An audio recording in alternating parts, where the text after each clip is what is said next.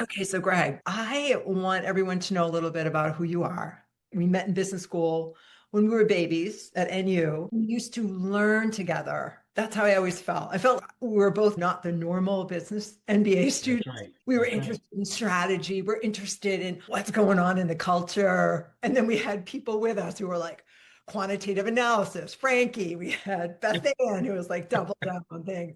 So I always felt like you were my confidant, like to sit and be like, what do we really care about? What are we doing here? Mhm. So for me, you came up as somebody I would love to learn with on this idea of how you navigate significant change, how you've done that in your life.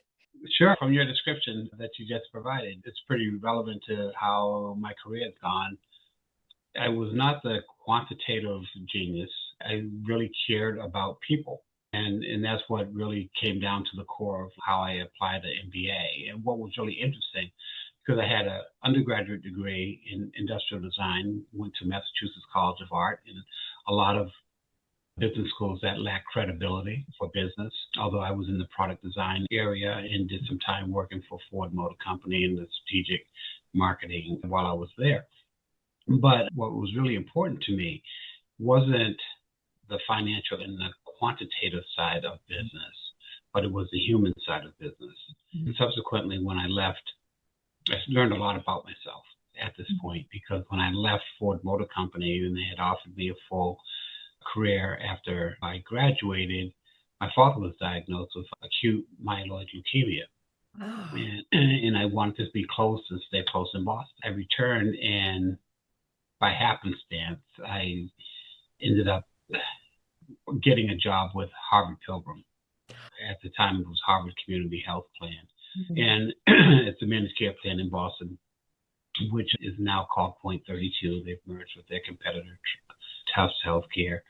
But during that time I was there, I really learned that the important thing about healthcare and healthcare delivery from the managed care perspective was the quality of care that was delivered to members and to people, and to make life better for people. And that kind of really filtered my life. That really helped me navigate what I did. I loved it. And I was applying. I was a hybrid. I was an MPA working in a health plan, but I was really being indoctrinated with this concept of quality of care, delivering good care, and making sure that people were happy. And unlike the rest of the country, people in Massachusetts loved their health plan. They didn't hate managed care. So I eventually did get to a point where I had to make a change, posted for a couple of positions. And at the time, it was a dual change. There was a change in my relationship with my ex-wife. I was just like, okay, turn a page, go on to do something completely different, somewhere completely different.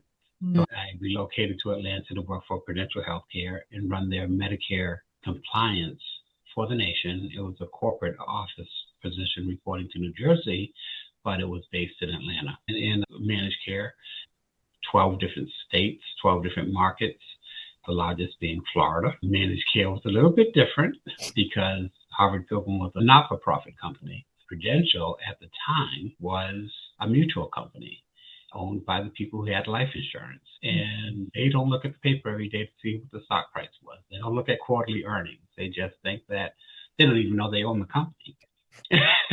And then after a few years, we went through another change. Now, one of the things that's really evident about working in the managed care industry, the health plan industry, is that there is a constant movement, constant change, integration, downsizing, and reorganization. Harvard Community Health Plan merged with Pilgrim, became Harvard Pilgrim, and then subsequently kept moving and changing. Same thing happened with Prudential. At the time in the around 1999, when the economy was booming, they wanted to go public. They wanted to do an IPO. So The Rock got rid of all the parts of the business that didn't make money, which was healthcare. We just rounded out the portfolio of financial products for The Rock, and we actually lost money. So they sold us to Aetna. And then I began working for a for-profit company. And what was interesting about that was the environment was different. There was like a real pressure from leadership at the time to adhere to things that are going to impact the quarterly earnings reports. Right? And that even trickled down to care. After a while, I was frustrated with that. because I had grown up in this industry thinking about taking care of people and doing the best for people and not fighting with my work colleagues to say, you got to do better for people. I had some contacts with the American Cancer Society and reached out to them. I actually saw a job posting that I was interested in, reached out to a couple of contacts. A woman who reported to me at Harvard Pilgrim, daughter married a leader at the American Cancer Society, and she connected me with him when I first moved to Atlanta. Is So I that, reached is that out what to you do with all your extracts? You make sure that they marry people who could help you out? him. Yeah, exactly. It's strategic all the way. I forgot what course that was we had. but what ended up happening is that I was a perfect fit for this role. Working with health systems, particularly managed care organizations, to get them to fully embrace and integrate our mission, the American Cancer Society mission, into their work. And I was extremely successful with that. And we grew the systems approach across the enterprise. We changed the dialogue between plan sponsors, being employers and unions, and things that they demanded for their members. Changed the way that health plans saw us and perceived us and accepted our positions, our mission. And we did it by showing them that the right thing to do made good business sense. I just want to pause you for a second. I love what you're doing. You're giving this arc, I think, of your career and how you always wanted to be about people, the human side of business. I stayed focused on that and came back to it, even when by happenstance, by acquisition and the nature of the industry you happen to be in, it was constant change. And how do I find my compass back to what I care about? I'm curious because there's so many changes. And I think what will help people who are listening is what's the change when you think about it? And maybe this is it. Maybe you're about there that really had the highest impact on your life when you look at it and go, this is it. What? There's several, but this was one of them because when I landed there, I felt like everything that I had done previous in my career actually culminated to this kind of perfect fit. It was like not accepting the uncomfortableness of change to learning that change is actually good. And it's an inevitability. As we got in and we were very successful in developing a systems approach to, as opposed to prior to my arriving there, they would be going to doctor by doctor, one-to-one, engaging. What if we went to a health plan that has a network of 695 doctors and clinicians, and then talk to one person and have them spread it? So exponentially, we grew the business, and it was really successful. We were also able to engage in full mission engagement. I stayed there for like 17 years doing that work. And then there was a time when I had to leave. That coincided with some personal change as well. I was diagnosed with cancer. After 17 years of working in cancer, I was diagnosed with stage 2 bladder cancer and had to go through all of the craziness that working with health plans to be able to do better at. I learned what it was like to be a member trying to get a health plan, give you what you want when you want it. It was really interesting, but I went through a tough year of treatment, chemo, surgery, and rehab, and all that stuff. And then I eventually decided to move on. When I left and got immediately bored out of my mind because I wasn't working. I was used to doing something all the time. I eventually went back to the Alzheimer's Association with a cohort of people that I worked with at ACS and doing pretty much the same thing, engaging health plans and to our mission and getting them to diagnose and treat people with cognitive impairment and then also provide the level of care and navigation that they need to have a quality life till the end of life. It was really good work. And then that theme of who I am is when I'm working to help people in the situations that I work beat. But a quick side story was at ACS one time, we had moved from the campus of Emory University. Emory University was very academic and it's a smart area of Atlanta to downtown. We're in this steel and glass building and there's lots of homeless people and we're downtown. So one day, a couple comes in, very tatted, very homeless looking, African American couple, and had like stacks of folders and binders and paperwork. And of course, they come up to the front desk and they wanted to talk to somebody about insurance. And they called me down. So I start talking to this guy, and my radar goes up there. Okay, this is a hustle. What's he trying to figure out? But then he started looking through his paperwork, and evidently this 40-year-old gentleman had been diagnosed with stage 4 colorectal cancer. So he was ahead of the time at 40 years old, and he had no insurance. And I was able to work with one of my business partners to get them treated at a hospital and get paid retroactively, prospectively, with some government programs that this partner was able to facilitate. So nonetheless, they came back about 2 weeks later, and the woman, big woman, she grabbed me and hugged me and squeezed the life out of me. And he got into treatment. He was doing better, and they were just so thankful. And when I met them, they said, we came out of the doctor's office, didn't know what to do. We were walking across Olympic Centennial Park, looked up in the sky, and then saw the logo of our building and said, let's go in there. Maybe they know what to do. And so I was able to hook them up. What was interesting about it is that we maintained a relationship. And they called me one day and said, hey, our 16-year-old daughter has just been starting to act out. All the attention is going to him and needs some direction. I connected her with a colleague of mine who works for the Atlanta Journal-Constitution, and she became a big sister for her. Not in the big sister, big brother program, but what ended up happening for them is this young lady ended up going to college and graduating from college. And he lost his battle with cancer eventually, which was probably inevitable at stage 4. But the bottom line is, even though I work B2B, there's people at the end of the day, somebody who is impacted and their life is made better or worse because of me. Yes, but as I'm listening to this for you, Gregg, and I'm listening for how you've navigated a lot of change, it sounds like what guides you is this value, like even what I dare say, purpose, wanting to help people.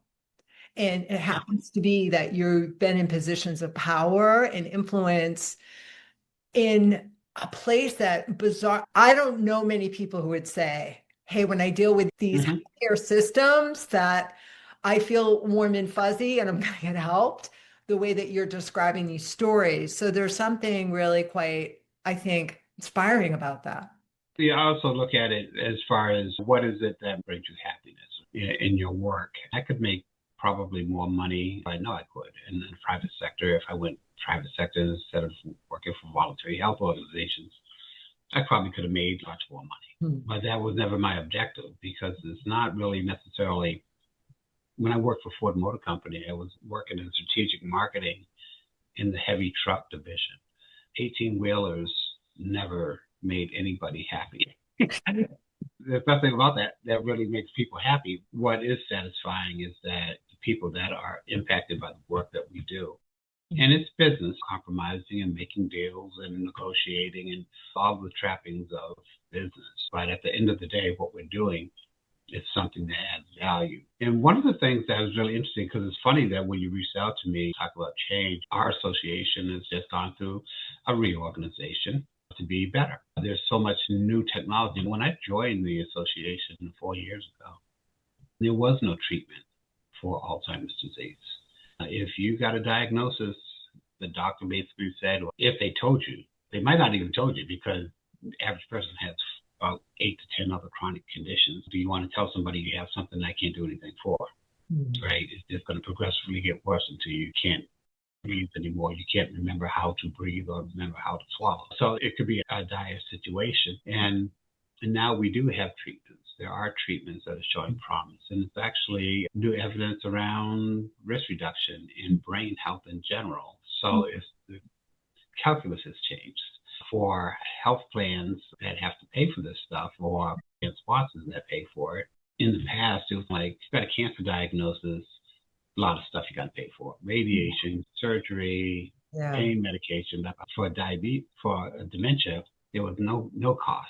Now there is a cost.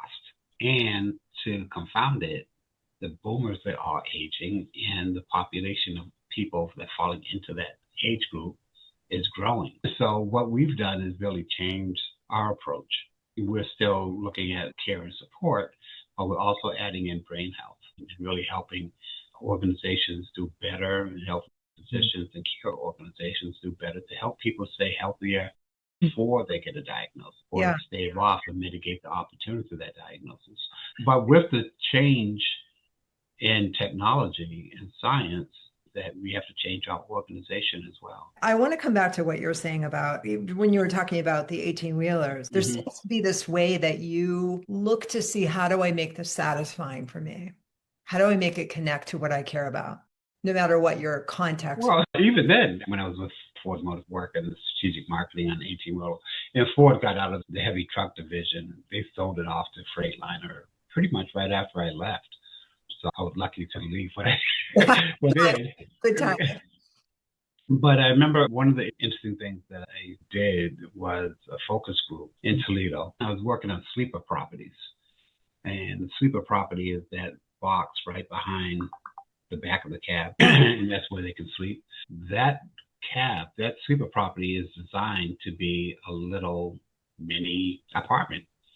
The bed has a TV, it has a place where you can write, where you can pay your bills, and it's all in that little tiny space. But I met some very interesting people, truck drivers, particularly women. I met women who said they spend about 333 days a year in their truck, and they only come home for Thanksgiving and Christmas. And they want to have places for their pictures of their family and their kids, and be able to put artwork on the mini refrigerator. So when we're thinking about how do we construct a space for somebody who's going to live basically in that thing and shower at rest stops, how do you make that so that person's moment of not driving, their little off time, is as good as it can be? So you kind of flavor that. I mean, like any other marketing, you're really trying to appeal to what people would want. And not just what they need, but beyond what they need, what they would really desire to have. What's going to make your product unique? Yes. Let me come back to you, though, when we're talking about change. I'm a geek listening to you about it. This is how you navigate. I'm curious. When I said, look, you've done a lot of change, and you're naming some of them. If somebody's listening, from your experience with change, what's helped you to navigate change, even if it was something that you weren't driving that happened to you? What helped you to stay moving in a direction that was satisfying to you, to use your words? What helped you? I would say mostly my family. My wife, who I married after I moved down here to Atlanta, I met her, and we have two sons. That core of support is really what helped me navigate change. The other thing is that it's the realization that change is inevitable, and it's not always bad. Change could be good. Like, for instance, leaving Boston, coming to Atlanta, the life that I acquired by making that change was actually good. Leaving ACS and moving on to the Alzheimer's Association, it was like there is life after that, because you get comfortable in your space and you don't want to change. Now, a younger generation that we often work with now, they want to change every 3 years. Someone told me, if I stay anywhere, they hear that I stayed somewhere for 17 years ago. 17 years? Are you kidding me? But change is good, right? Yes. Be disruptive. It's not that it's not disruptive, because it is very disruptive. But there's always a silver lining. Yeah, and it sounds, in pushback of this, that what you do is, so you've had that realization, but you remind yourself, remember how this change went well? So there's something that you're reminding yourself of. That is true. Thinking about when I was going through my cancer experience, it was very difficult. And I came very close to death. In fact, one of the surgeries, I think I did die. My surgeon told me when he saw me, "Good to see you alive." What? Oh, so like, But the thing is, recovery was very difficult. But I picked a date in the future. And I said, on that date, I'm going to be able to look back and say, remember when? And that happened. I got to that date and I was able to look back and say, you know what? I'm still here and I'm doing a whole lot better than I was before. It's changed. That whole cancer experience did change me personality wise. Nothing is as important as it's just like things that would really get you fired up. We're living through change now. So we're living through change in this country right now. And if you think about it, and I'm a history fanatic, and if you read through history, it's been nothing but constant change. Absolutely. So why would we think that it would be any different? Absolutely. What helps you, though, is staying grounded in what's really important. And for me, what's really important is my family. Talk a little bit about when you say they supported you, how did they support you? First of all, they bought into I gaslighted them. I never let them know how concerned I was for my own health. When you get that really rough news and you're going through a lot of pain and all that stuff, I never really let them know that it was that bad because I didn't want them to worry about it. Was that they're going to go the way that I go. If I'm a basket case, I'm going to have a house full of basket cases. But if I power through it, then they will know that if they have to ever face anything challenging, they would do what I did. So that's one of them. And the other is just knowing that and appreciating their support. They were always 100% supportive. They would reach out to me and say, hey, Dad, can I do something for you? Can I get this for you? My wife was just a saint, just continue to take care of me and make sure that I got through the process. And I'm sure she was probably the one who knew the most how difficult it was. But it's just, for me, spiritually, having their support and knowing that my ability to beat it and to move forward was really driven by my role in the family and with them. So it kind of just self-fueled itself. That is so powerful. Your commitment, it sounds like, to being head of the family, and you're going to lead them through this change. You're like, no, I'm going to walk into this. And that helped you. Well, one of the things that was evident too was that with my dad, when he got his prognosis, he had less than a 5% chance of survival. But he decided that he was going to fight it, try to win. My prognosis was much better. It was much better. It was going to be rough, but it was going to be much better. So the way I look at it is that the reason he did that, I thought to myself, why would you do that? He could have started scratching off the bucket list and had a good time. A 5% chance of survival, why would he even do that? It's time to start doing the things you always wanted to do. And he did it, I think, because he wanted to teach us. He was a parent and he was forever teaching. So he was like trying to teach us that you don't run away from anything. You stay and fight it. And he fought it until he couldn't fight anymore and he passed away. And it was an inevitability. We all die at some point, but he left us better. So when I came to the situation myself, I felt an obligation to continue to teach my family that, hey, you know, it's tough, but what will they say about you after you win it? Yeah. So that's really how it stacked up for me. But again, there's business change and there's personal change. And one of the things that happens when you have these kind of quantum changes, particularly like in business and reorganizations, is that you get a lot of displacement.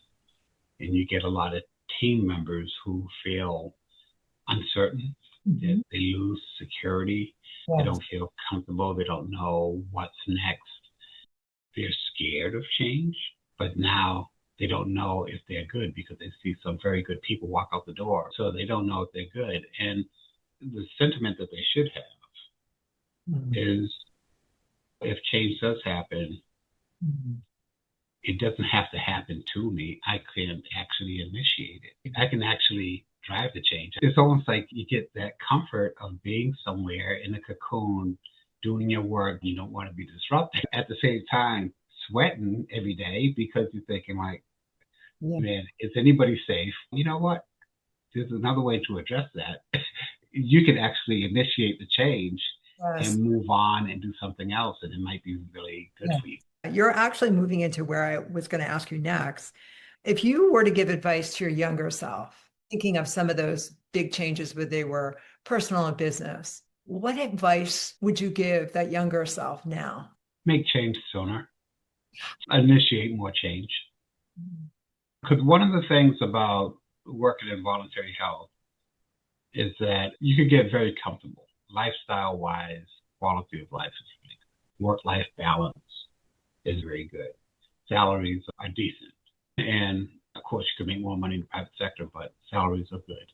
And the work life balance is very comfortable, particularly if you're raising a young family. And you think, hey, you know what? I don't want to change. I don't want to disrupt this. I'm in a really happy place. But when you're not advancing the way you think you should be, or if you tell your boss that it's time for me to move up and they don't reciprocate at the time you think you shouldn't be afraid to move on. Now, there are some colleagues that I've had that I've watched, I've worked with in the past, and they can be C-suite now, or some of them are, and it's because they initiated that change. Now, I don't know if they were happy with their life, and now the moves that they made, and that they had the same joy that I had working, doing the kind of work that I was doing, and being very satisfied with the kind of work. But nonetheless, they were willing to push the envelope and make the change happen themselves. And that's really probably the best way to prosper. I probably could have done more of that. I don't know if I would want to do as much as I've seen some folks do. If I could tell my younger self, and I had a mentor that actually told me, he said, oh, Greg, you probably should move. You should move on and do something else. I love what you're saying and the honesty that we can get locked in when we have a good gig and change. But this thing that I'm hearing in this, when you say initiate, is take up your agency. We all have agency. How do you keep going towards what you want? And also, as you noted, like that requires being uncomfortable sometimes to make that change. And there's also this other function of risk and reward.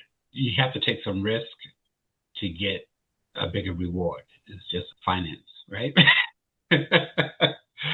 Classic. So you take more risk, you get more reward. There are times in your career where you could say, hey, you know what? I got a big win. And I've had a couple of gigantic wins. And I could have leveraged those wins outside of the organization. I could have put up my own shingle. I could have done some other things. It would have been risky. Yes. But the reward potentially could have been really good. Now, at the same time, I was fortunate that when I did get diagnosed with cancer, my boss was the chief medical officer of the American Cancer Society. Oh. So I called him and said, this is the situation. What do I need to know? Where do you want to go? Who do you want to see? I got an appointment.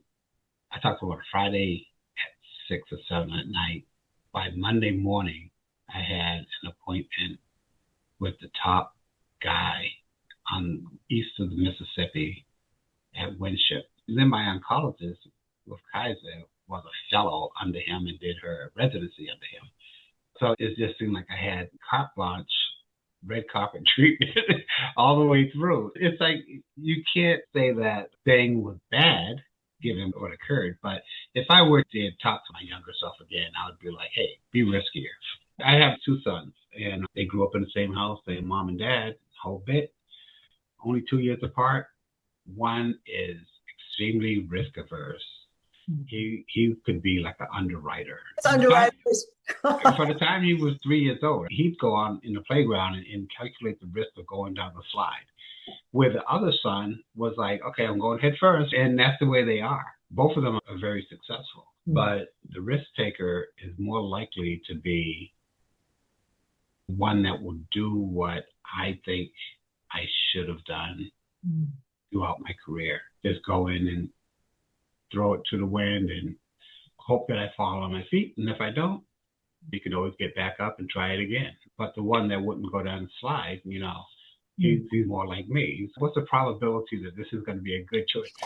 It's crazy. I love how you have these 2 sons that are like representing, I'm imagining parts of you. They are. They're me and my alter ego. So Chase is applying to law school, and he's looking up all this data acceptance data, just like ridiculous amounts of data to see his test scores and his academic experience where it would get him in. And I'm like, who does that? Frankie. There's a friend that we love. I'm also thinking that how you counsel each of your sons might be a little different. No, it's pretty much the same. They are different people. With the risk averse one, listening is a bigger deal. Okay. I could just listen to him when he's frustrated and let him get that off, and he'll make the right decision. Okay. I don't have to say much, or I could give him a few suggestions. The other one, he's going to do the analysis himself anyway. So that all I have to do is just go back to him and say, this is what you should do. But you counsel them, and right now, what's really satisfying is that they're at the age where you get to see how you did as a parent, right? That they make good decisions, that they make thoughtful decisions. And even if it's not the right decision, if it's a thoughtful, wrong decision, it's good. So they're at that age now, and I counsel them one analytical, one on the technical things. Make sure you consider this, make sure you consider that. And then the risk-averse one, basically just listen to him vent, and he's going to figure it out. But he's more of a blue sky, conceptual, big picture thinker. I love it. You sound like a coach, just to light touch, let him sort it. Yeah, and you want to also give them space to make mistakes. But when it comes to change, I also advise them that change is actually good. So don't get complacent wherever you are. Now, one of them is working for Bank of America up in Charlotte at their headquarters. And 24, just bought a house. And the kind of situation that he buying a house kind of puts him into that place where he'll be less risk averse. He'll be like, I need security. I need this job. I got a mortgage. But at the same time, even in that situation, it's okay to initiate change. If you have to sell your house, if you say you wanted to take a job somewhere else, that's why you bought a house, because you can sell it. Nothing is undoable. I hear this theme as I've listened to you, Gregg, about this: be the driver, initiate the change, don't just wait for it to come through you or react to it. And then I also hear this: it's okay to make mistakes. Expect that you will make mistakes and be thoughtful. Even if you make mistakes, you can still be thoughtful. Don't work out, and that's okay. And it's kind of like when you're young, you don't think about, I guess at my age, I think more from a wisdom perspective. I can look back and think, what would I had done and what could I had done, or look at the many number of people that I've known throughout my career and my life, and I could see what they've done and the risks that they took and what those outcomes will look like. And to be honest with you, I can't really think of very many people who took risk that left them destitute. You think about it, sometimes people will take a risk and they'll leave somebody. I don't know anybody that says, oh, you sure hell shouldn't have done that. I think landing your feet somewhere, somehow. And a client of mine who is a CEO of a startup pre-IPO said, sometimes the safest thing you can do is take risks. We think no, but actually it can be. It can be the safest thing. If you take a risk, you make a change, you force yourself into another situation. Not only do you expand your network and you meet new people that change your life, you can thrive in it or it can fail, but it doesn't disclude you from doing it again. You can take a risk again until you hit pay dirt, and you're going to, because you have to pay the bills, right? Yes. And I also think there's the element of you're taking risks, like failing is also learning. If you take that route, that can be this very intentional direction of, I'm going to keep going. As you're saying, you can keep taking another risk, and I'm going to learn along my way. I use it a lot at work, leading through change. Like I mentioned, in the Alzheimer's space, dementia space, there's a lot of change. And the change is coming from external factors. There's science, there's technology that's changing outcomes for the better for people.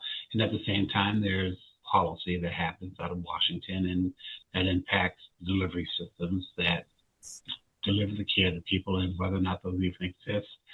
in the future. So there's always constant change. It never stops changing.